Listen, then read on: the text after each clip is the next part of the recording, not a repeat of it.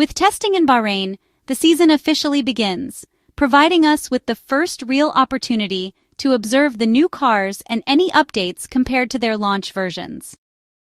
The primary goal of the 3-day testing session, which is scheduled to take place at the 5.412-kilometer Bahrain International Circuit in Sakhir, will be to ensure that the new cars are free from unpleasant surprises, especially regarding any possible bouncing problems.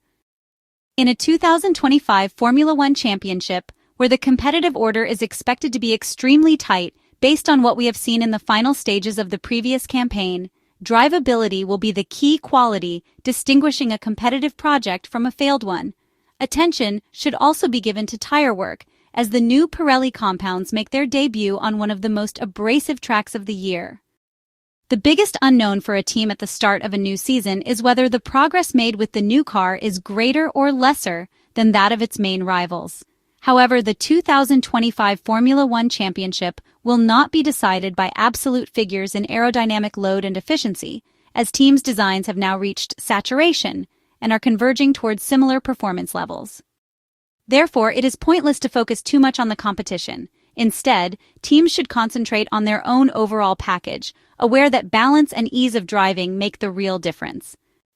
Ferrari team principal Frederic Vasseur recently pointed out that, with the current rules and regulations, drivability had taken on a greater role in performance compared to the past. However, the French manager noted that assessing the characteristics of a ground-effect Formula One car went beyond simple correlation analysis. The Maranello team's priority in testing, as explained by Frederic Vasseur, would be to analyze all the physical phenomena that could not be replicated in the simulator, computational fluid dynamics or wind tunnel, but that nonetheless determined the aerodynamic characteristics and behavior of the car. Charles Leclerc explained that they tended to run the cars very close to the ground, which caused a lot of contact. He added that every time something was touched, it became very difficult to reproduce it in CFD or the wind tunnel. Among the top teams, Mercedes and Red Bull are the ones seeking the most answers, both having suffered from drivability issues in 2024.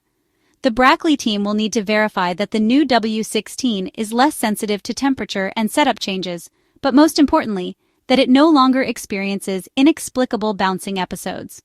Red Bull, on the other hand, will focus heavily on balance, anxious to see whether the adjustments made will be enough to realign the RB21's drivability with Max Verstappen's preferences.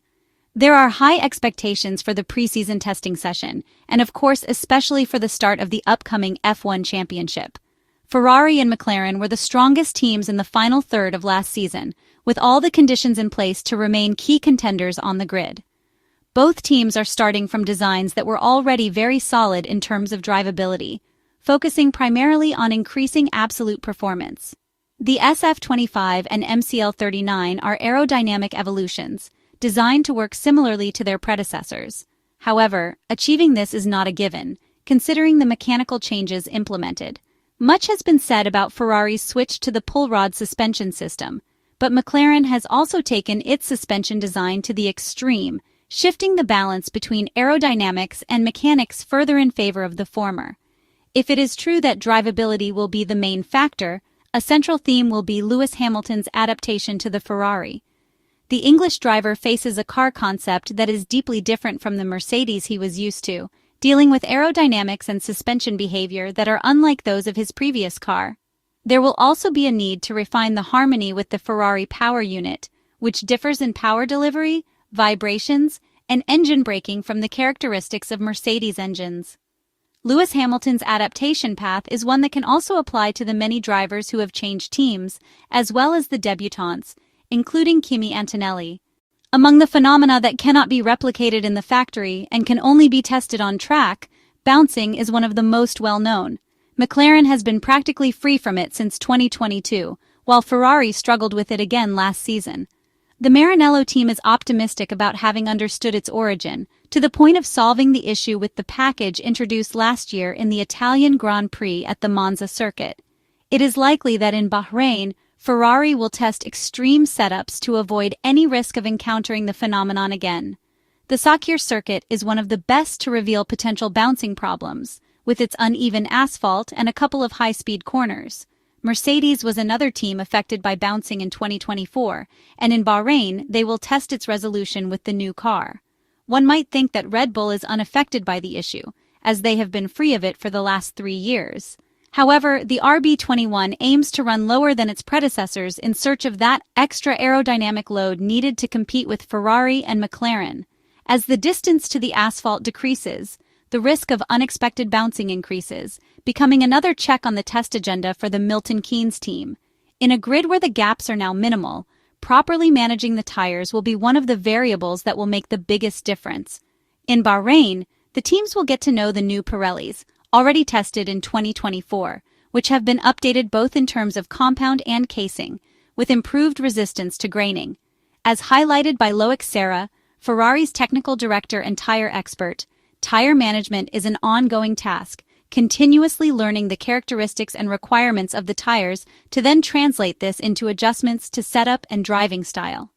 In Bahrain, the teams will test the new Pirelli tires on one of the most abrasive tracks in the entire Formula One championship, whose roughness accelerates thermal degradation.